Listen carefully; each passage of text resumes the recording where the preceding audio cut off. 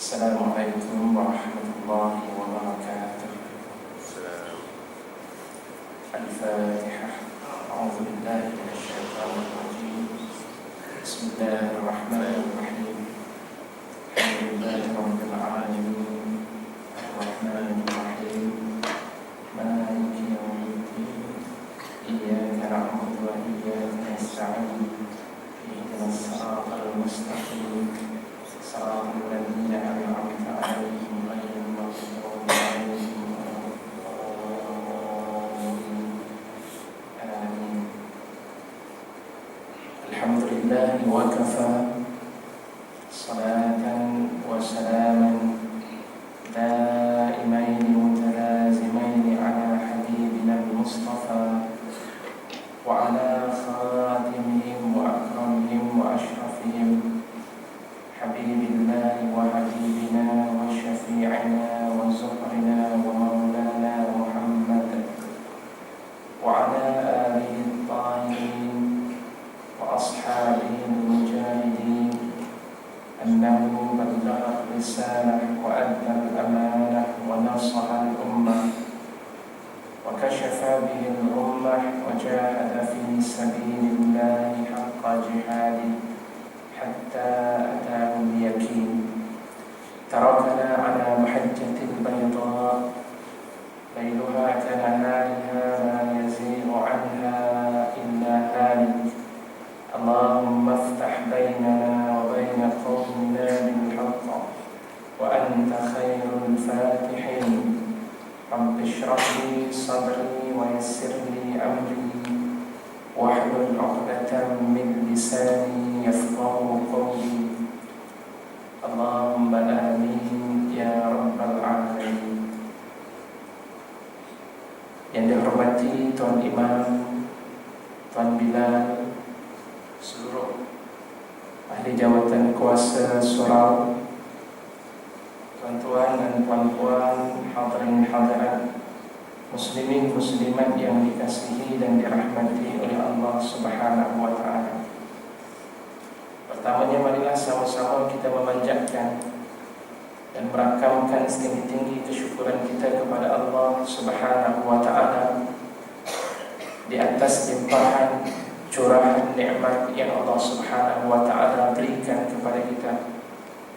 Mudah-mudahan dengan ucapan tahmid syukur kita kepada Allah Subhanahu wa taala yang melambangkan tanda sebagai seorang hamba kepada Allah Subhanahu wa taala akan mampu untuk memupuk diri kita sebagai seorang yang berprinsip dan beriman kepada Allah Subhanahu wa taala, serta mampu untuk melahirkan insan yang mampu untuk menjadikan setiap amal ibadah yang dilakukan itu tidak lain dan tidak bukan adalah semata-mata kerana Allah Subhanahu wa ta'ala, serta kita mengharap agar Allah Subhanahu wa ta'ala membantu pada setiap kerja-kerja yang kita lakukan dalam keadaan berterusan dan dalam keadaan istiqamah. Justru itu kita seringkali mengulang-ulang, kita membaca dan menyebut ihdinas siratal mustaqim, agar Allah Subhanahu wa ta'ala membantu untuk memberikan hidayah kepada kita melalui jalan yang istiqamah, jalan yang lurus, jalan yang membawa kita kepada syurga Allah Subhanahu wa ta'ala. Dan dengan sebab itulah tuan-tuan dan puan-puan sekalian, diwajibkan kepada kita ini untuk menambahkan ilmu dan menuntut segala bentuk ilmu-ilmu yang membawa diri kita ini dekat dengan Allah. Talabul ilmi fariidatun ala kulli muslim, bahawa sesungguhnya menuntut ilmu itu adalah merupakan suatu kefarduan dan suatu kewajiban ke atas diri setiap manusia yang beriman kepada Allah Subhanahu wa ta'ala. Hadirin hadirat, muslimin muslimat yang dikasihi dan dirahmati oleh Allah Subhanahu wa ta'ala, kita juga merasa bersyukur dan beruntung kepada Allah Subhanahu wa ta'ala atas pemberian yang Allah kurniakan kepada kita, sehingga memungkinkan kita masih lagi berada pada bulan-bulan yang dimuliakan oleh Allah. Kita berada di bulan Rajab dan tidak lama lagi kita akan bertemu dengan bulan Sya'ban, sebulan lagi untuk meneruskan perjuangan hidup kita untuk bertemu bulan Ramadan. Allahumma barik lana fi Rajab wa Sya'ban wa ballighna Ramadan. Ya Allah, ya Tuhan kami, berikanlah kepada kami keberkatan hidup pada bulan Rajab, berikanlah kepada kami keberkatan hidup pada bulan Syaban, dan panjangkanlah usia kami sehingga masuk bulan Ramadan. Hadirin hadirat yang dikasihi dan dirahmati Allah, pagi ini kita akan menyambung semula pengajian kita di dalam kitab La Tahzan, yang mana kita telah pun membicarakan topik yang ke-20. Jadi pada pagi ini kita akan masuk kepada topik yang ke-21 dalam perbincangan kita. Anda lebih beruntung daripada yang lain. Suatu topik dan perbahasan yang dimulakan oleh pengarang kitab ini, yang memberikan kepada kita suatu motivasi supaya kita beringat semula bahawa sesungguhnya kita adalah merupakan makhluk yang dimuliakan oleh Allah berbanding dengan makhluk yang lain. Allah menyebut di dalam Al-Quranul Karim dalam pelbagai bentuk cara gaya bahasa yang bertujuan agar kita sedar semula. Surah Ad-Din yang Allah Subhanahu wa taala bicarakan sebagai contohnya, Allah menyebut dan menukilkan secara khusus tentang kelebihan kita. A'udzu billahi minasyaitonir rajim. Bismillahirrahmanirrahim. Laqad khalaqnal insana fi ahsani taqwim. Sesungguhnya lam yang Allah Subhanahu wa taala sebut itu sebagai lam taukid, ditambah pula dengan qad yang para ulama menyatakan qad ini adalah merupakan harful tahqiq. Maknanya sesuatu perkara yang dinyatakan oleh Allah itu kepastiannya memang akan berlaku, kepastiannya itu adalah pasti dengan kalimat qad. Sememangnya sungguh khalaqna, kami telah mencipta manusia ini dengan sebaik-baik kejadian. Kelebihan yang Allah Subhanahu wa taala berikan kepada kita dengan berbagai bentuk nikmat. Bukan sekadar nikmat kita mampu untuk makan, nikmat mampu untuk bercakap, mendengar dan melihat. Itu makhluk yang lain juga ada. Binatang juga diberikan kepada mereka nikmat untuk mendengar. Binatang juga diberikan nikmat kepada mereka untuk makan dan untuk melihat. Tapi lebih daripada itu, Allah Subhanahu wa taala memberikan kepada kita suatu kelebihan, yaitu kemampuan kita untuk berfikir di luar jangkaan berbanding dengan makhluk yang Allah Subhanahu wa taala ciptakan selain daripada manusia. Sebab itulah dengan nikmat seumpama ini, tuan-tuan dan puan-puan sekalian, kita perlu berfikir semula betapa indahnya Allah mencipta kita sebagai seorang insan, dan betapa hebatnya kita berbanding dengan makhluk yang lain, agar kita sentiasa bersyukur kepada Allah Subhanahu wa taala. Mujur sahaja Allah tidak menjadikan kita sebagai sebatang pokok. Mujur sahaja Allah tidak menjadikan kita seekor kucing. Mujur sahaja Allah Subhanahu wa taala tidak menjadikan kita batu dan sebagainya. Tapi Allah menjadikan kita sebagai seorang insan. Kerana kelebihan diri yang ada pada diri manusia itu, Allah berikan banyak kelebihan demi kelebihan. Bukan sekadar semasa mereka berada di dunia, kerja yang dilakukan itu akan mendapat ganjaran pahala di sisi Allah Subhanahu wa taala. Sebaliknya Allah memberikan kepada kita suatu kelebihan yang khusus kepada makhluk yang lain, di mana Allah memberikan tempat yang kekal abadi kelak ketika kita bertemu dengan Allah, iaitulah syurga daripada Allah Subhanahu wa taala yang tidak diberikan kepada makhluk yang lain. Tetapi Allah berikan pengkhususan itu hanya semata-mata kepada manusia. Dan sebab itulah dalam Al-Quran Karim kita akan mendengar kalimah jannah, jannah, jannah, syurga, syurga, syurga, yang diperuntukkan kepada manusia yang hidup di muka bumi Allah Subhanahu wa taala apabila mereka beriman dan mematuhi segala perintah dan arahan daripada Allah Subhanahu wa taala. Terumbang-ambing adalah merupakan ciri orang yang ditimpa musibah dan dihempas dengan bencana. Suatu sifat yang tidak boleh kita elakkan dalam hidup kita, tuan-tuan dan puan-puan sekalian. Manusia ini Allah Subhanahu wa taala jadikan, khuliqal insanu halu'a idza massahu asy-syarru jazu'a wa idza massahu al-khairu manu'a. Suatu sifat yang Allah Subhanahu wa taala berikan kepada manusia, manusia dijadikan sifatnya halu'. Salah satu daripada ujian yang Allah berikan kepada kita. Apa itu kalimah halu'? Allah membahaskan ataupun Allah memperjelaskan dan memerincikan pada ayat berikutnya. Apabila manusia itu ditimpa dengan sebarang bentuk kesusahan, nak cari kerja susah, nak meneruskan kehidupan di muka bumi ini terpaksa bersusah payah, timpa lagi dengan beberapa ujian daripada Allah. Allah melahirkan kita sebagai insan yang cacat, tidak mampu untuk mendengar, tidak mampu untuk melihat, tidak mampu untuk berkata-kata, tidak mampu untuk berjalan. Ini semua adalah merupakan ujian daripada Allah Subhanahu wa ta'ala. Lantaran daripada itu Allah memberitahu dan mengingatkan kepada kita, manusia ini Allah jadikan dalam keadaan halu', dalam keadaan huru-hara, dalam keadaan terombang-ambing. Tidak ada prinsip dan tidak ada kekuatan dalam menangani kehidupan di muka bumi Allah Subhanahu wa ta'ala. Satu doa daripada Rasulullah sallallahu alaihi wasallam, Rasulullah ajar kepada kita. Apa di antara doa yang Rasulullah sallallahu alaihi wasallam ajar kepada kita? Di antaranya Rasulullah mengajar kepada para sahabat Nabi sallallahu alaihi wasallam doanya, Allahumma rahmatuka, Allahumma rahmataka arju. Ya Allah, ya Tuhan kami, sesungguhnya rahmat Engkau-lah kami harapkan. Kita minta harapan kasih sayang daripada Allah. Tentuan kita hidup ini adalah hasil daripada kasih sayang Allah Subhanahu wa ta'ala, rahmat daripada Allah Subhanahu wa ta'ala. Wala takilni ila nafsi tarafata ainin.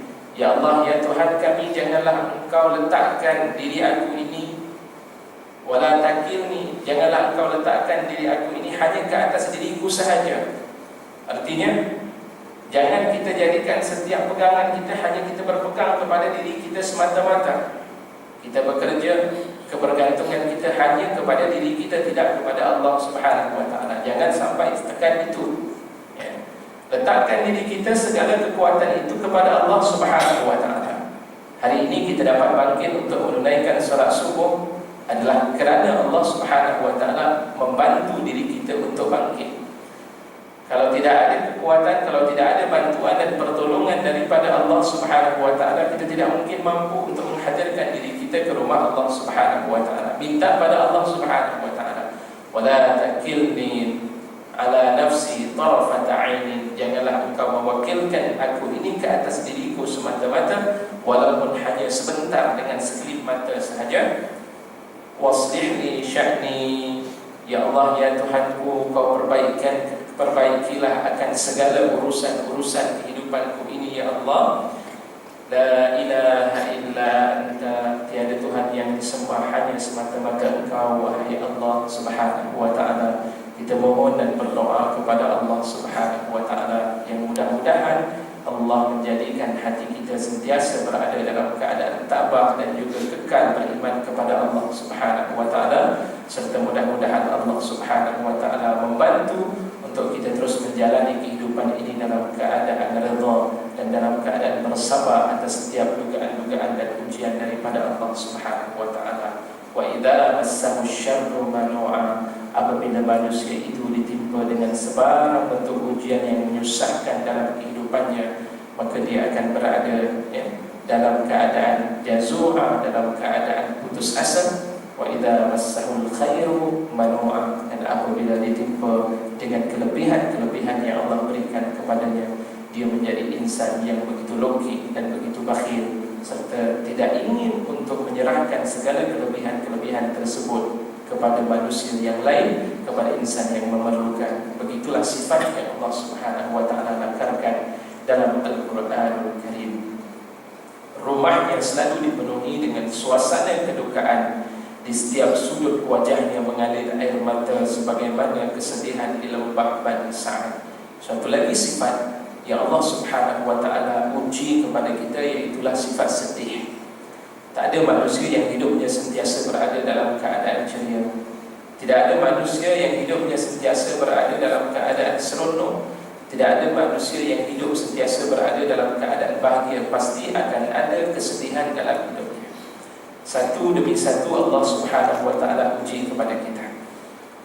Hakikat ini adalah merupakan satu hakikat yang tidak boleh dan tidak mampu untuk kita nafikan dalam hidup kita.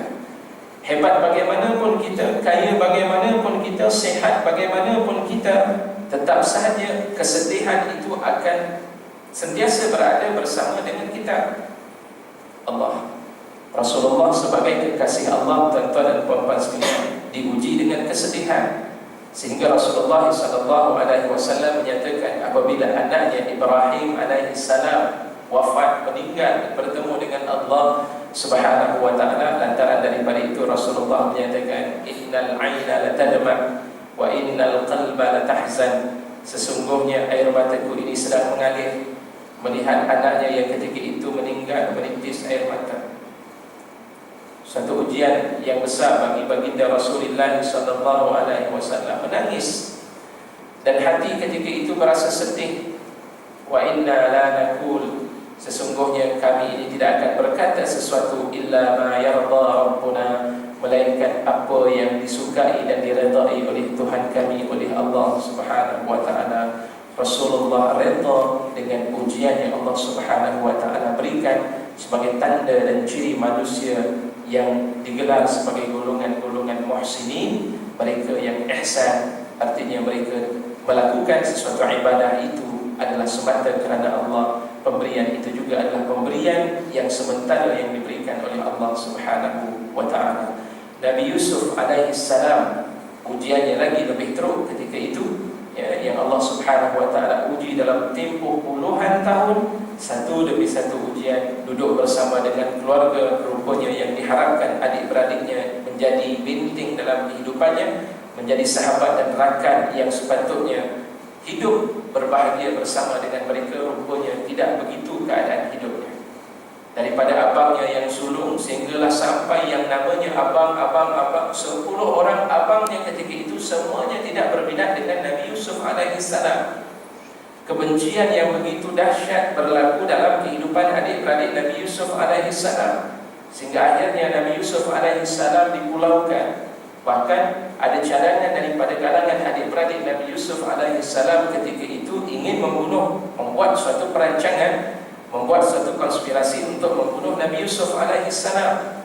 Tak selesai setakat itu, sifat hasad dengki, sifat cemburu dan dendam berlaku sesudah Nabi Yusuf alaihissalam berada bersama dengan Al-Aziz ketika berada di bumi Mesir. Nabi Yusuf dipenjarakan, Nabi Yusuf dituduh dengan berbagai bentuk tuduhan dan juga fitnah. Tapi apa yang dilakukan oleh Nabi Yusuf alaihissalam, tuan-tuan dan puan-puan sekalian, Nabi Yusuf redha dengan apa yang telah diberikan oleh Allah Subhanahu wa ta'ala. Tidak sedikit pun Nabi Yusuf mengeluh dan mempersalahkan Allah Subhanahu wa ta'ala. Sehinggalah Allah Subhanahu wa ta'ala menyatakan dalam surah Yusuf, falamma balagha ashuddah, apabila Nabi Yusuf alaihissalam telah sampai usia matang, apabila sampai pada satu tempoh yang tertentu, maka apa yang Allah Subhanahu wa ta'ala nyatakan, atainahu hukma wa ilma, kami datangkan kepada Nabi Yusuf alaihissalam hikmah. Hikmah ini para ulama katakan iaitulah kebijaksanaan dalam membuat sesuatu keputusan dan dalam menentukan sesuatu hukum. Segala apa yang disebut oleh Nabi Yusuf ketika itu segalanya tepat. Dan Allah Subhanahu wa ta'ala letakkan itu sebagai satu pengajaran kepada kita, sebagai satu ingatan kepada kita. Apabila kita dekat dengan Allah Subhanahu wa ta'ala, apabila kita redha pada setiap ujian-ujian yang Allah Subhanahu wa ta'ala berikan kepada kita, pasti akan ada anugerah yang akan diberikan oleh Allah.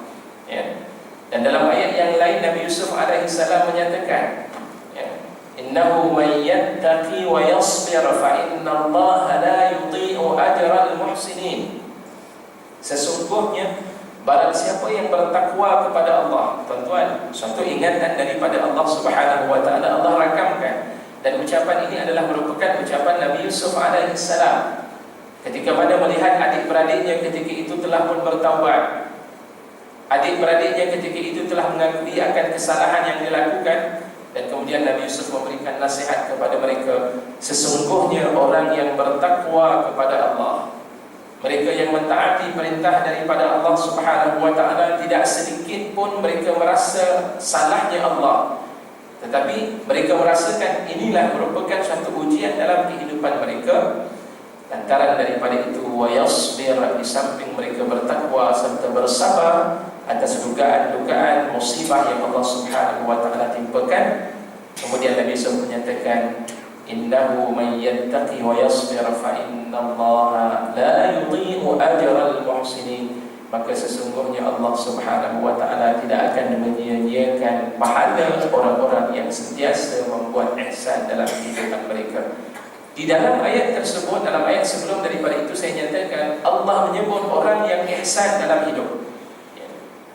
Mereka yang bersifat ihsan, melakukan ibadah seakan-akan mereka melihat Allah. Setiap ujian yang dilakukan seakan Allah berada di hadapannya, lantas redha dengan pemberian daripada Allah, anugerah daripada Allah, ujian daripada Allah. Maka pada saat ketika itu Allah akan memberikan suatu ketika, bila masanya wallahu a'lam. Nabi Yusuf alaihi salam sesudah usia melepasi 40 tahun barulah Allah Subhanahu wa taala berikan kelebihan tersebut. Pada pendapat sebahagian daripada ulama, Allah berikan hikmah kepada Nabi Yusuf alaihi salam akibat daripada sifat ihsan yang ada pada diri Nabi Yusuf alaihi salam. Hikmah ini yang beri Allah Subhanahu wa taala. Allah anugerahkan hikmah ini kerana sifat ihsan yang ada pada dirinya. Para ulama timbulkan kenapa tidak diletakkan ilmu baru hikmah. Tuan-tuan, ada 4 ataupun 5 ayat yang Allah Subhanahu wa taala sebut dalam Al-Quran. Allah sebut dengan perkataan hikmah wa ilmah. Allah tidak menyebut ilmu wa hikmah. Kenapa? Sebab hikmah ini bukan datang daripada usaha kita. Maksudnya bukan datang daripada ilmu yang kita ambil, tetapi hasil daripada amalan yang kita lakukan dalam keadaan berterusan. Lantas Allah datangkan sifat hikmah itu ke atas diri kita. Kehebatan kita, kebijaksanaan, firasat yang ada pada diri kita, yang para ulama kata maksudnya iaitulah al-faqih, tafaqquh. Beza di antara faqih dengan alim. Orang yang berilmu kerana mereka memperolehi ilmu tersebut, dan belum tentu lagi orang yang berilmu itu faqih. Tapi orang yang faqih itu dia berilmu, hasil daripada ilmu. Ulama hadis, ulama dalam berbagai bentuk bidang, dan akhirnya melahirkan mereka sebagai fuqahaul ummah, orang-orang yang faqih di dalam umat, kalangan umat Nabi Muhammad sallallahu alaihi wasallam.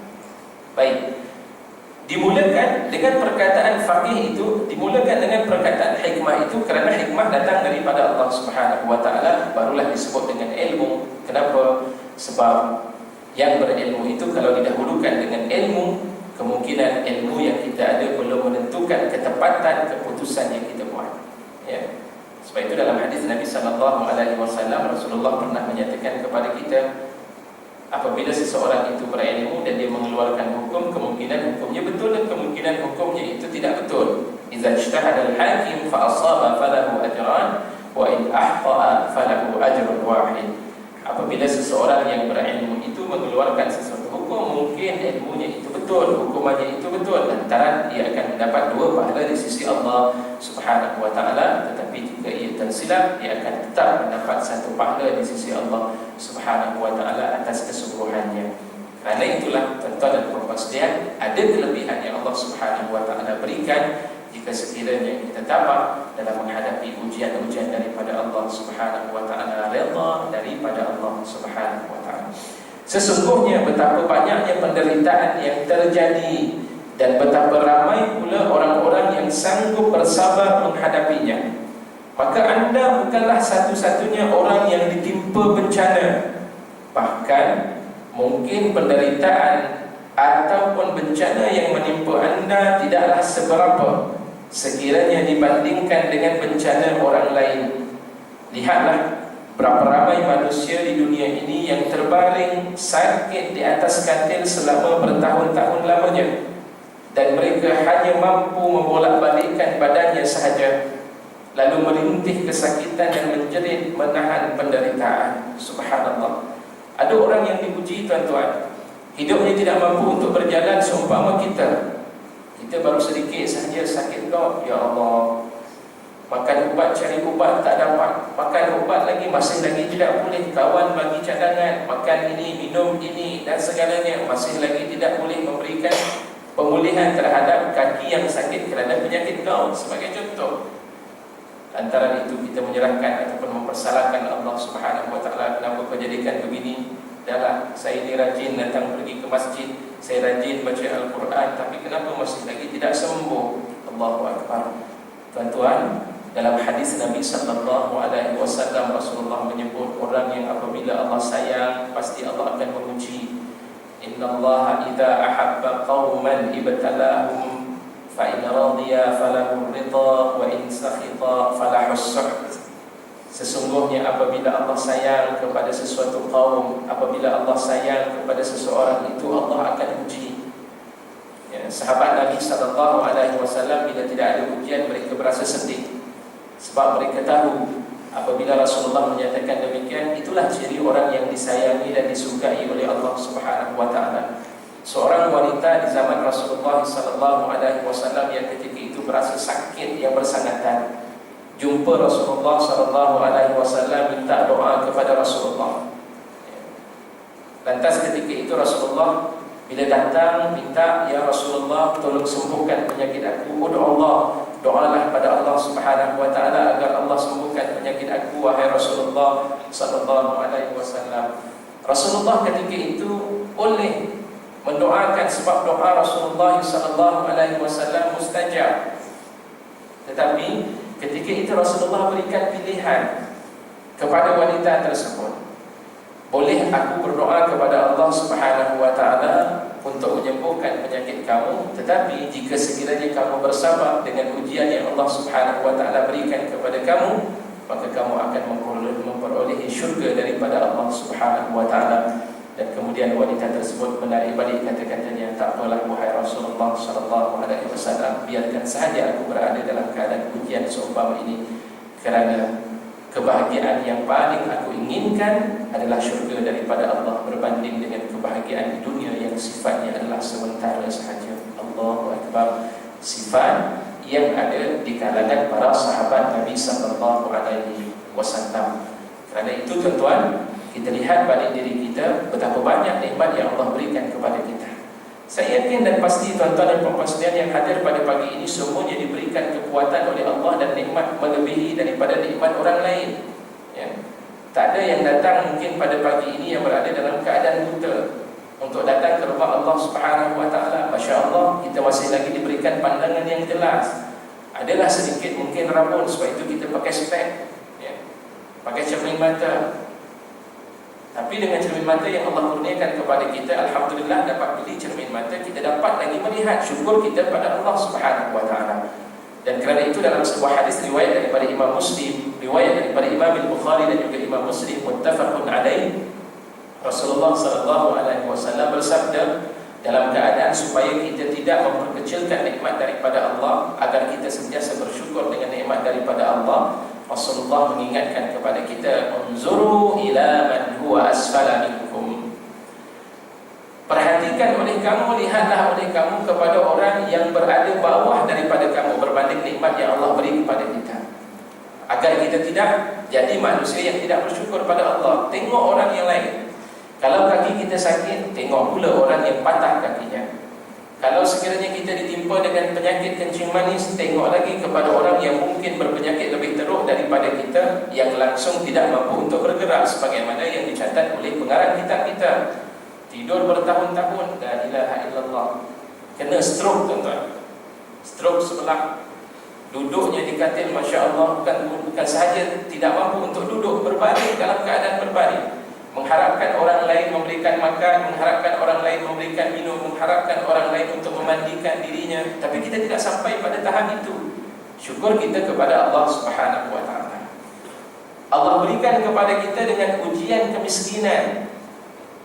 Miskin, alhamdulillah, masih lagi mampu untuk mencari rezeki daripada Allah Subhanahu wa taala. Nahnu qasamna bainahum ma'isyatahum. Apakah harta yang kita nak cari dalam hidup kita di muka bumi Allah, ataupun keberkatan yang kita nak cari dalam hidup kita di muka bumi Allah Subhanahu wa taala? Nah, kita perlu membuat pilihan seumpama ini.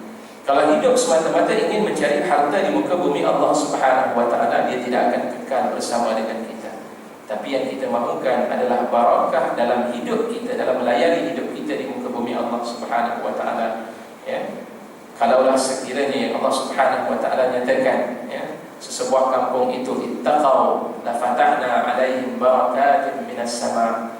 Allah tidak menyatakan kalaulah sekiranya seorang itu kaya, Allah akan buka pintu keberkatan. Tapi Allah kata, kalau kalau sekiranya seseorang itu tidak kira dia miskin, tidak kira dia kaya, dia bertakwa kepada Allah Subhanahu wa taala, Allah akan turunkan keberkatan daripada langit. Tuan-tuan, sebab kita tidak sedar, tuan-tuan, makhluk yang Allah Subhanahu wa taala letakkan bersama kita sebenarnya hidup. Cuma kita tidak nampak pergerakan makhluk yang bersama dengan kita. Batu-batu yang kita lalui dalam langkah-langkah kita menuju ke rumah Allah, itu dia hidup.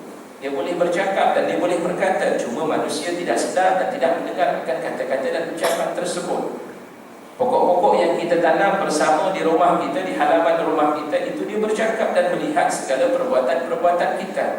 Hatta ikan yang mungkin kita letakkan adalah kolam yang bersama dengan kita, ikan tersebut juga dia akan berkata dan bercakap serta berdoa kepada Allah. Sekiranya kita melakukan kebaikan, bahkan disebut dalam hadis Nabi sallallahu alaihi wasallam, langkah-langkah kita menuju ke majlis ilmu kerana ingin mendapatkan ilmu itu sudah mendapat doa daripada hut, ikan yang berada di lautan. Ini ikan berada kolam rumah kita, di tuan-tuan dan puan-puan sekalian, dia berdoa.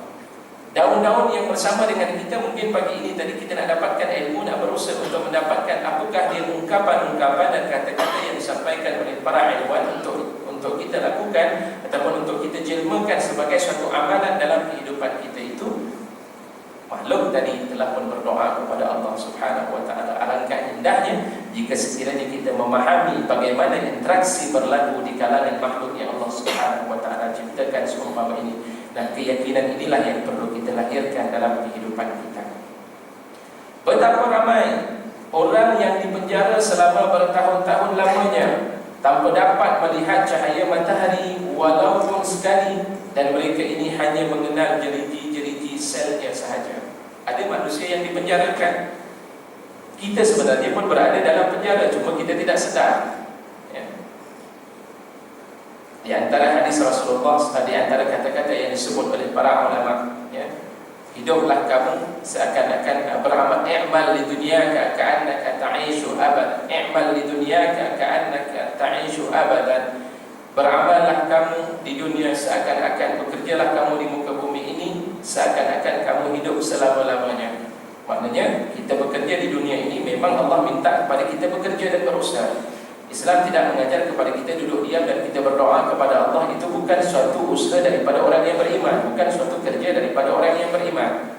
Orang yang beriman, di samping mereka berdoa kepada Allah Subhanahu wa taala, mereka perlu berusaha dalam hidup. Nak cari rezeki daripada Allah Subhanahu wa taala, kena berusaha. Tetapi pada saat yang serupa Allah ingatkan kepada kita, para ulama menyebut wa'mal li akhiratika ka'annaka tamutu ghada, dan beramallah kamu untuk hari akhirat kamu seakan-akan kamu akan mati esok. Apa persediaan kita kalau ditakdirkan oleh Allah Subhanahu wa taala kita akan mati esok, tuan-tuan dan puan-puan sekalian? Kita tidak tahu bila masa kita akan meninggal. Mungkin waktu sekarang belum tentu lagi kita akan hidup dalam beberapa minit berikutnya. Kemungkinan pada saat ketika kita berada dalam keadaan mendengar kuliah, mendengar ceramah, berzikir kepada Allah Subhanahu wa taala, menunaikan ibadah salat, tiba-tiba ditakdirkan oleh Allah Subhanahu wa taala, Allah arahkan malaikat maut ketika itu cabut nyawa kita, boleh berlaku. Jadi sebab itu hidup kita ini dipenjarakan dengan amalan-amalan seumpama ini. Fikir juga bila kita bekerja, bila kita berusaha, jangan sampai usaha kita itu menyebabkan kita leka untuk tidak beramal dengan amalan-amalan yang membawa kepada syurga Allah Subhanahu wa taala. Ad-dunya jannat sijnul mu'min wa jannatul kafir. Ada juga kata-kata para ulama yang menyebut demikian. Dunia itu adalah merupakan syurga bagi orang-orang kafir, tetapi dia adalah merupakan penjara bagi orang-orang yang beriman kepada Allah Subhanahu wa taala. Maksud penjara, dalam kita melakukan kerja kita tidak boleh lakukan dengan sebebas-bebasnya. Kita terikat dengan persoalan halal dan juga haram. Orang yang tidak beriman, dia tidak kira tentang soal halal dan haram. Yang penting dapat keuntungan. Itu bagi orang yang tidak beriman kepada Allah, bagi orang yang kafir. Tapi orang Islam yang beriman kepada Allah Subhanahu wa taala, mereka tahu tentang soal halal dan juga haram. Kenapa? Sebab halal dan haram inilah merupakan garis panduan, dawabit, iaitu garis panduan yang perlu diikuti, peraturan yang perlu diikuti oleh orang-orang yang beriman kepada Allah. Di mana soal halal dan haram, undang-undang yang menyatakan halal dan juga haram itu dalam Al-Quran Allah telah pun mengatur, hadza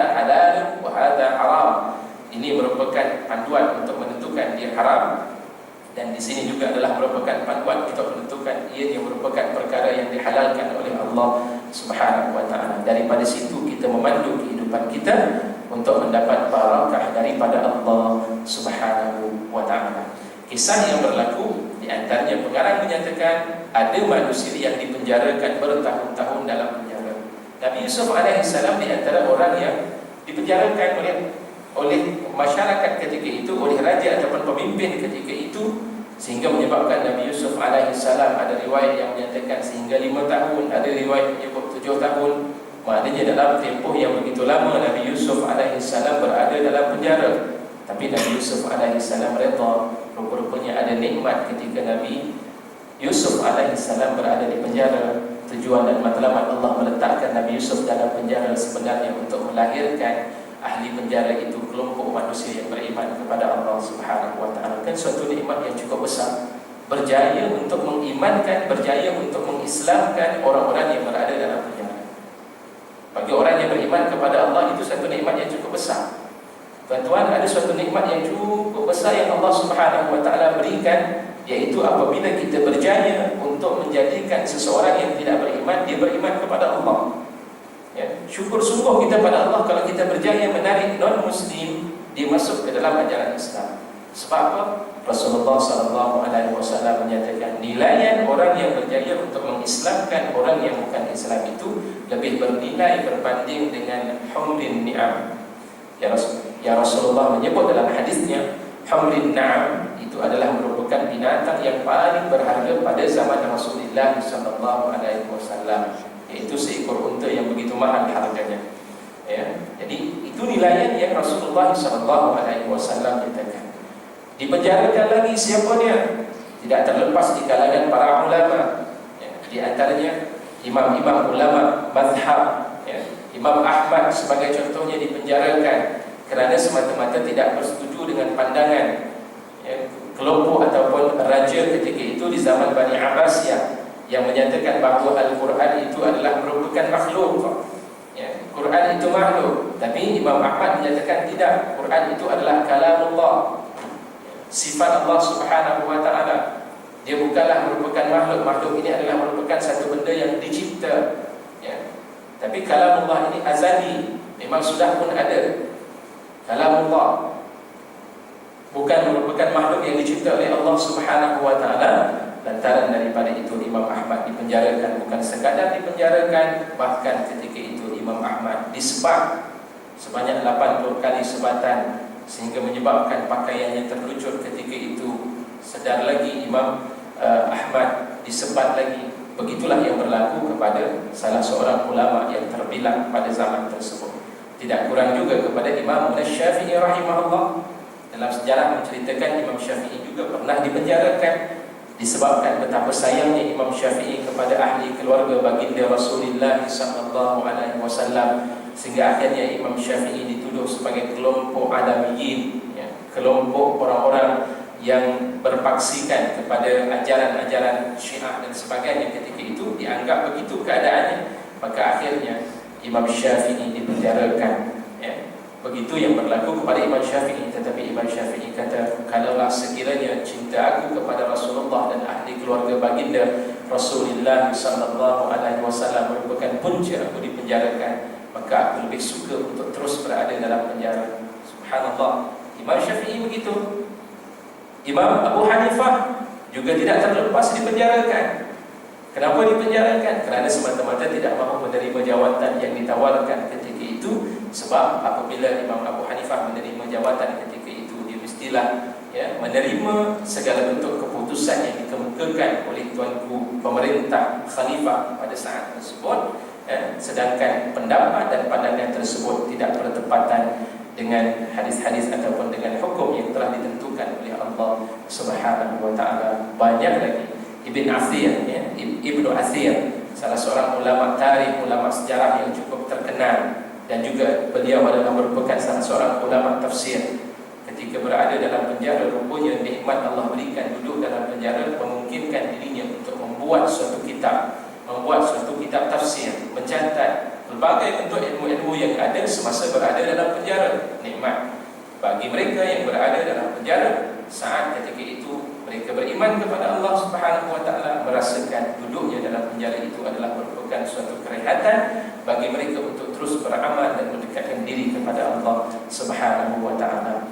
Berapa ramai orang tua yang kehilangan permata hatinya pada saat masih muda belia, masa yang seharusnya dihiasi oleh kesenangan. Ada juga manusia yang Allah Subhanahu wa taala takdirkan daripada muda sehinggalah sampai tua tak boleh lakukan apa.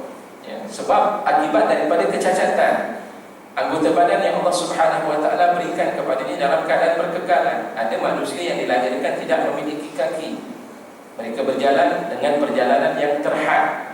Nak bergerak mungkin hanya berada dalam sekitar rumah tersebut kalau tidak mendapat bantuan daripada rakan, daripada saudara, daripada adik-adiknya. Maka ketika itu dia tidak mampu untuk menggerakkan dirinya jauh daripada kawasan tempat tinggalnya.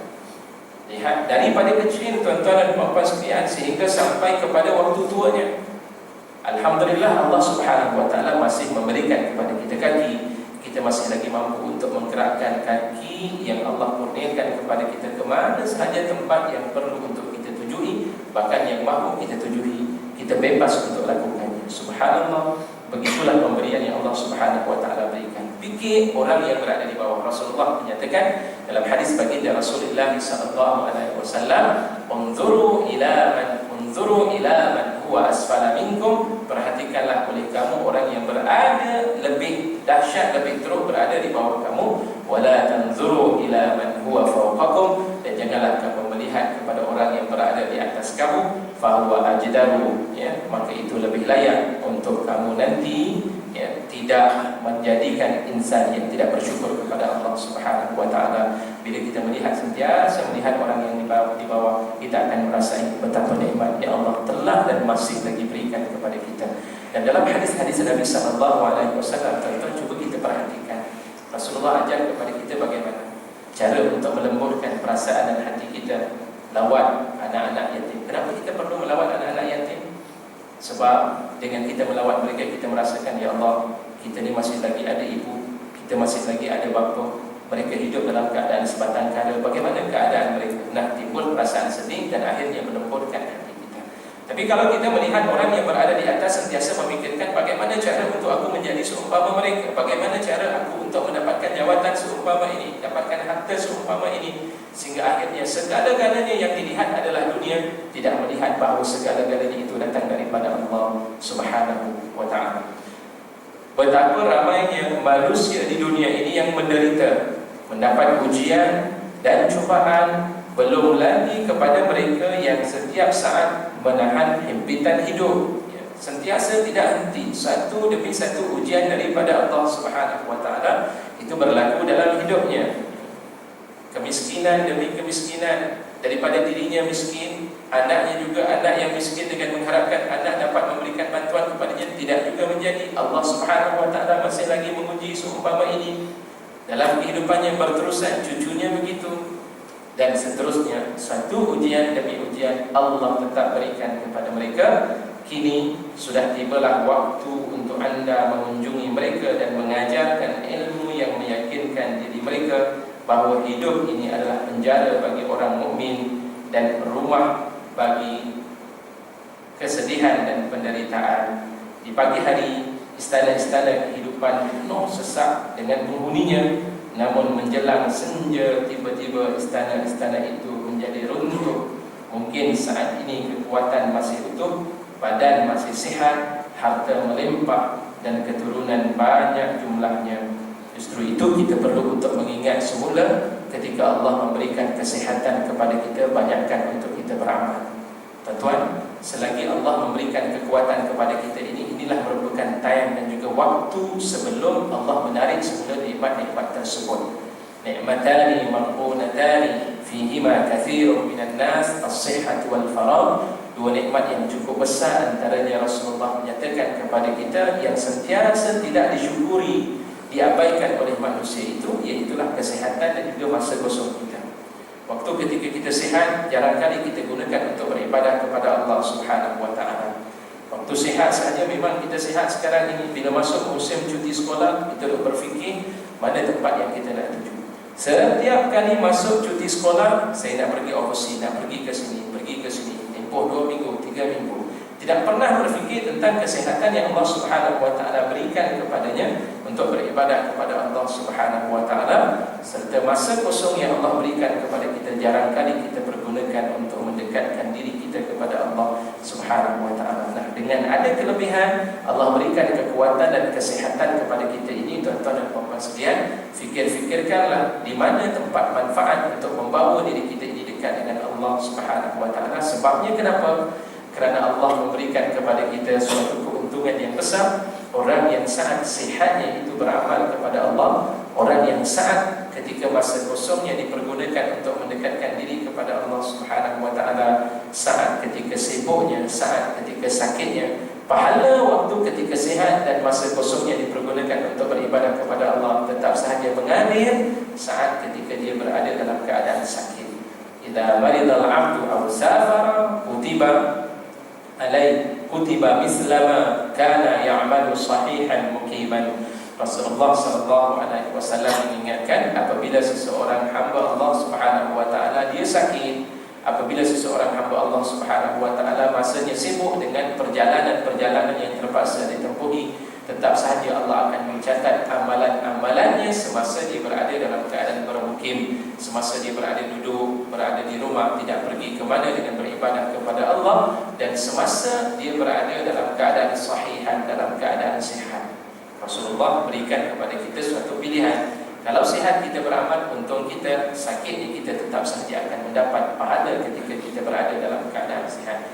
Rebutlah masa seumpama ini, kerana tidak selama-lamanya kita akan berada dalam keadaan sihat.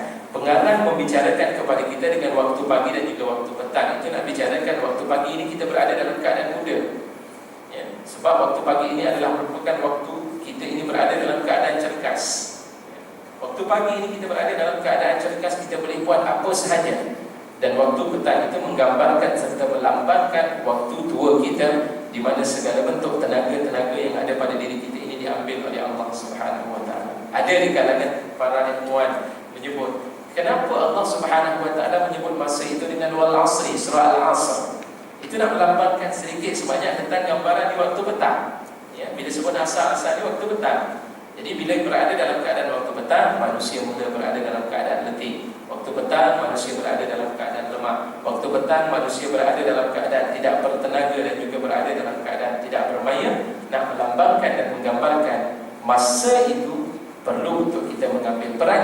Masa itu perlu untuk kita prihatin terhadapnya, sebab masa itulah merupakan usia kita, masa itulah merupakan umur kita. Semasa kita berada di waktu pagi sebelum menjelang waktu petang, Allah memberikan kepada kita kekuatan dan Allah berikan kepada kesihatan. Nanti bila masa itu telah bertukar menjadi senja dan juga petang, bermakna kita akan menjadi insan yang lemah. Saat itu kita akan merasa sedih dan menyesal kerana kita telah pun mengabaikan amalan-amalan yang sepatutnya kita pergunakan semasa Allah kurniakan kepada kita akan kesihatan dan kekuatan tersebut.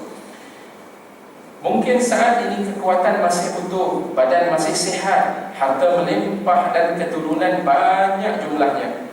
Namun dalam hitungan beberapa hari sahaja semua itu akan berubah, jatuh miskin dan kematian datang secara tiba-tiba, perpisahan yang tidak dapat dihindarkan dan sakit yang menyerang secara tiba-tiba. Allah berfirman dalam surah Ibrahim ayat 45, "Wa tabayyana lakum kaifa fa'alna bihim wa darabna lakumul amsal." Dan telah nyata bagimu bagaimana kami berbuat terhadap mereka, dan telah kami berikan kepadamu beberapa perumpamaan. Nyata Allah Subhanahu wa taala sebut dalam Al-Quran. Tuan-tuan, dalam Al-Quran ini banyak kisah-kisah yang Allah Subhanahu wa taala bawakan. Dugaan bagi orang-orang yang beriman itu betapa banyak Allah berikan kisah-kisah para anbiya dalam Al-Quranul Karim. Dan kisah inilah sewajarnya menjadi panduan dalam hidup kita. Melihat bagaimana hidup mereka itu dipenuhi dengan pelbagai bentuk ujian daripada Allah Subhanahu wa taala. Kita belum pernah lagi merasai sebagaimana apa yang mereka rasakan. Dilempar dengan batu ke atas wajah kita. Kalau hanya sekadar diludah, itu hanyalah perkara ringan yang berlaku dalam hidup kita. Tapi cuba kita perhatikan, ada di kalangan mereka yang terpaksa bermati-matian, ya, dengan fitnah yang pelbagai, ditakutkan dengan pelbagai bentuk ancaman-ancaman. Kisah yang berlaku kepada Rasulullah SAW setelah Rasulullah berjaya dalam medan pertempuran Badar Kubra, masuk kepada fasa yang kedua peperangan Uhud yang berlaku pada bulan Syawal.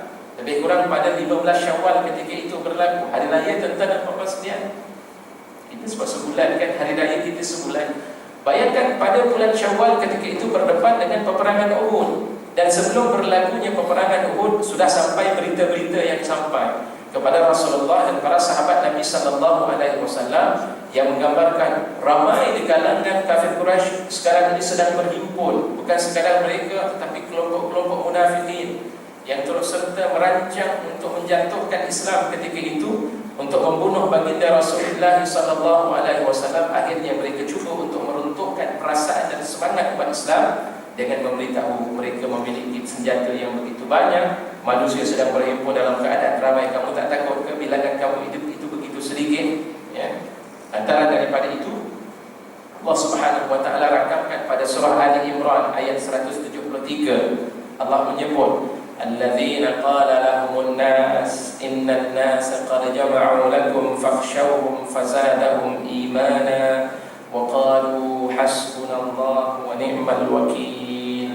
Alladzina qala lahumun nas, orang-orang yang telah ia berkata bagi mereka itu, orang-orang yang telah berkata, apa dia yang mereka katakan? Innan nasa qad jama'u lakum, wahai Rasulullah, wahai pengikut para sahabat Nabi radhiyallahu anhum ajma'in, sesungguhnya manusia yang berada di luar ni ramai telah berhimpun. Innan nasa qad jama'u lakum, semata-mata ingin menjamah, ingin memakan, ingin menghapuskan kamu semua. Fahsyauhum, golongan munafikin kata, takutlah kepada mereka, kamu tak takut senjata mereka lagi canggih. Fazadahum imana, lantaran daripada itu bila mereka mendengar dan melihat betapa ramainya musuh-musuh Allah yang sedang menanti mereka berada di luar, menyebabkan iman mereka semakin bertambah. Fazadahum imana, Allah tambahkan iman kepada mereka. Orang yang kuat imannya, tuan-tuan dan puan-puan sekalian, mereka tidak akan berasa takut, mereka tidak akan berasa terancam walaupun perkara yang berlaku di hadapan, ataupun walaupun ketika berdepan dengan bilangan manusia yang ramai ketika itu. Apa yang mereka perkatakan? Nah, kita ambil, tuan-tuan dan puan-puan sekalian, ayat yang Allah ajar kepada kita. Wa qalu hasbunallahu wa ni'mal wakil. Saat kita berdepan dengan ujian seumpama ini, Allah mengajar kepada kita untuk menuturkan suatu kalimah yang diajar oleh Allah, hasbunallahu wa ni'mal wakil. Cukuplah kepada kami akan Allah, dan Allah ini adalah merupakan sebaik-baik wakil dalam kehidupanku.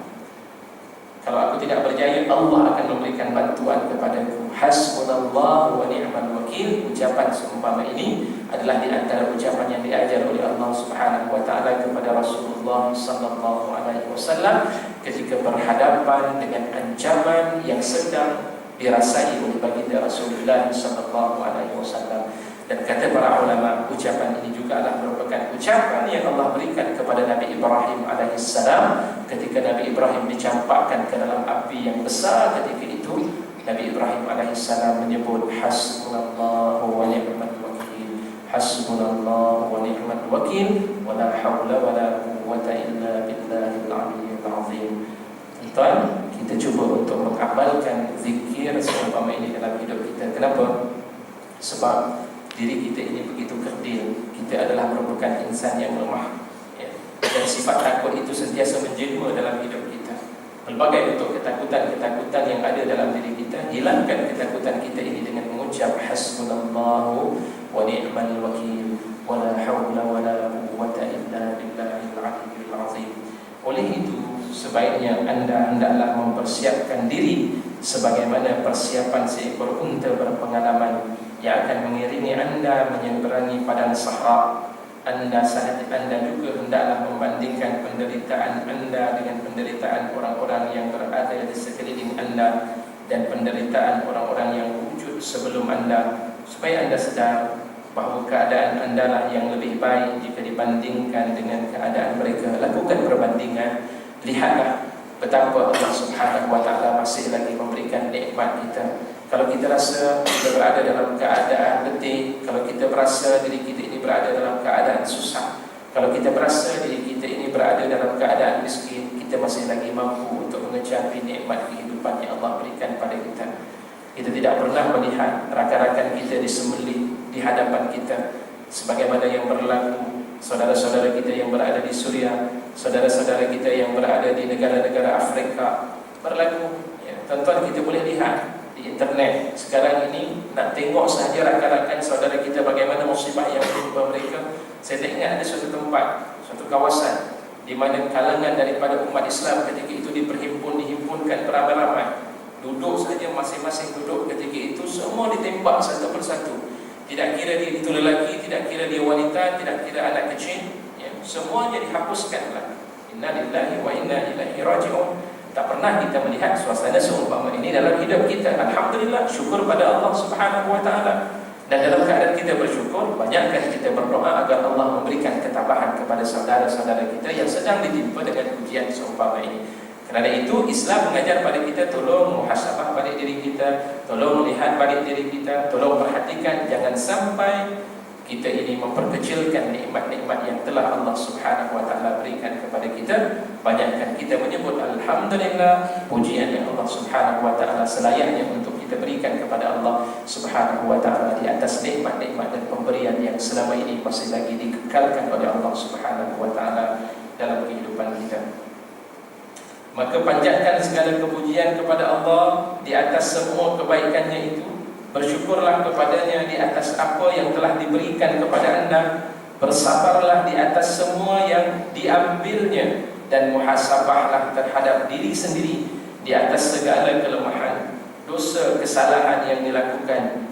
Ziarahlah orang-orang yang menderita sekitar anda. Kita diminta untuk menziarahi orang yang berada dalam keadaan sakit. Hakul muslim alal muslim. Di antara hak seorang muslim ke atas muslim yang lain, di antaranya adalah iyadatul marid.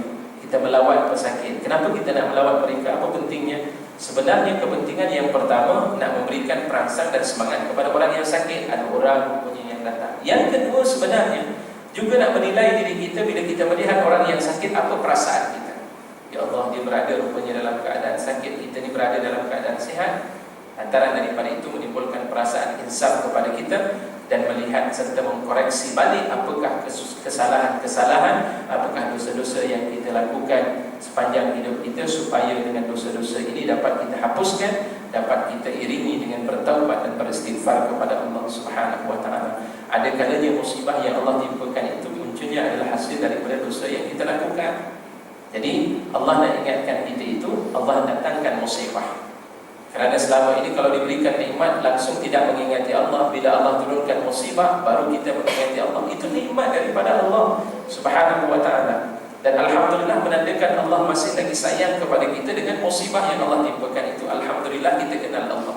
Dengan musibah yang Allah timpakan menjadikan kita nak belajar mengenali Al-Quranul Karim, nak menjadikan kita ini mahir dalam membaca akan ayat-ayat suci Al-Quran. Begitulah yang kita harapkan daripada Allah Subhanahu wa ta'ala. Anda boleh mengambil banyak di antara suri teladan Rasulullah sallallahu alaihi wasallam sepanjang hidupnya yang ditimpa dengan berbagai ujian dan dugaan sebagai bimbingan buat anda. Rasulullah model utama dalam kehidupan kita. Laqad kana fi Rasulillahi uswatun hasanah liman kana yarjullaha wal yawmal akhir. Allah sebut pada kita, sesungguhnya bagi Rasulullah sallallahu alaihi wasallam itu uswah, contoh, ya. Uswah daripada asal. Kalimah asal ini kita nak mengambil tauladan daripada baginda Rasulullah sallallahu alaihi wasallam, contoh tauladan yang baik. Allah. Kita belajar tentang kehidupan Rasulullah sallallahu alaihi wasallam. Anak-anak pun kita perlu ajar kepada mereka mengenali Rasulullah sallallahu alaihi wasallam, perjuangan yang diperjuangkan oleh baginda Rasulullah sallallahu alaihi wasallam dalam menegakkan agama Allah Subhanahu wa ta'ala. Bila kita melihat satu demi satu ujian yang dihadapi oleh baginda sallallahu alaihi wasallam, cukup jauh nak berbanding dengan ujian yang kita terima pada hari ini. Jadi dengan ujian-ujian tersebut kita melihat lingkaran kehidupan hayat Rasulullah sallallahu alaihi wasallam dipenuhi dengan satu demi satu ujian daripada Allah Subhanahu wa ta'ala, dan akhirnya memberikan keinsafan dalam hidup kita.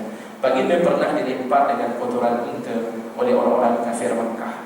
Kedua kakinya dicederakan, wajah baginda sallallahu alaihi wasallam mereka lukai, dikepung dalam suatu kaum beberapa lama tempoh, beberapa lama hingga beliau hanya dapat makan dedaun yang adanya sahaja, diusir daripada bumi Makkah, dipukul gerahamnya hingga retak, kemuliaan isterinya difitnah, 70 di kalangan sahabatnya terbunuh, dan kehilangan beberapa orang anaknya. Bahkan baginda pernah menahan laparnya dengan mengikat batu di perutnya. Baginda pernah dituduh sebagai seorang penyair, bukan penyampai wahyu Allah, dukun, orang gila dan pembohong. Namun Allah melindunginya dari semua itu, dan semua perkara tadi adalah merupakan cubaan dan dugaan yang harus baginda sallallahu alaihi wasallam hadapi dalam perjuangannya dan penyucian jiwa yang tiada tara dan bandingannya. Subhanallah, satu demi satu ujian yang ditimpakan kepada Rasulullah sallallahu alaihi wasallam yang merupakan Habibullah, yang merupakan kekasih kepada Allah Subhanahu wa taala. Kita dijauh daripada itu, lebih jauh daripada baginda Rasulullah sallallahu alaihi wasallam. Jadi dengan sebab kita melihat sejarah-sejarah seumpama inilah yang akan melahirkan ketabahan dan kekuatan hati kita agar kita menjadi insan yang sentiasa husnuzan, bersangka baik dengan Allah Subhanahu wa taala. Sebelum itu, Nabi Zakaria, Nabi Yahya alaihi salam dibunuh. Nabi Zakaria, Nabi Yahya dibunuh. Nabi Musa alaihi salam diusir dan dikejar oleh Fir'aun, dan Nabi Ibrahim alaihi salam dibakar hidup-hidup. Cubaan-cubaan itu turut menimpa para khalifah dan para pemimpin kita. Umar radhiyallahu anhu dilumuri dengan darahnya sendiri. Uthman radhiyallahu anhu dibunuh secara diam-diam, dan Sayyidina Ali radhiyallahu anhu ditikam dari belakang. Dan masih banyak lagi di antara para pemimpin kita yang turut menerima dugaan yang sama, di mana punggung para imam penuh dengan bekas sebatan. Orang-orang terpilih dimasukkan ke dalam penjara dan juga dibuang ke negeri lain. Am hasibtum an tadkhulul jannata wa lamma ya'tikum mathalul ladzina khalau min qablikum massathumul ba'sa'u wad-dharra wa zulzilu. Apakah kamu mengira bahawa kamu akan masuk ke dalam syurga padahal belum datang kepadamu cubaan sebagaimana halnya orang-orang yang terdahulu sebelum kamu? Mereka ditimpa oleh malapetaka dan kesengsaraan serta diguncangkan dengan berbagai bentuk cubaan-cubaan daripada Allah Subhanahu wa taala. Jadi daripada ayat ini Allah nak mengajar kepada kita, bila Allah menyebut am hasibtum an tadkhulu, soalan, bukan tujuan untuk bertanya kepada kita. Allah nak mengajar dan minta kepada kita tolong lihat sejarah-sejarah yang berlaku dalam kehidupan para anbiya, para nabi Allah, supaya kita sentiasa menjadi insan yang dekat dengan Allah Subhanahu